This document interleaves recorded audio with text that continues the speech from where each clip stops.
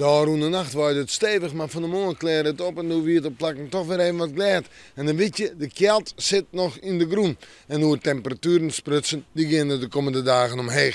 Joen en vannacht nog eens even rein, lichte rein, stoorrein, eens even een droge periode en 2 graden.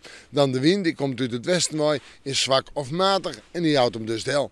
Morgen bewolking. Weer eens even rein, lichte rein, eens even een droge periode, krijgt als de komende nacht.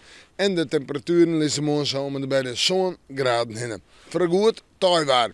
En de wind die komt uit het westen waai en die zal matig en vrij krachtig wezen. Nou steeds maar die wind is west-zuidwest. En dan in de joentijd en in de nacht nog altijd een rein en lichte rein. En dus zullen we fruitje. Vrijdag kan we daar mooi betiden wie het waar. Dus rein, lichte rein. Temperatuur, ik denk op vrijdag zomer bij de zo'n graden heen. En verder in de nacht een hege temperatuur, dan gaan we terug naar de sneeuw. Betiden wie het waar, rein, lichte rein. En dan ruint het even wat steviger. En de temperatuur komt wat heger te liggen. 8, misschien op plakken wel 9 graden.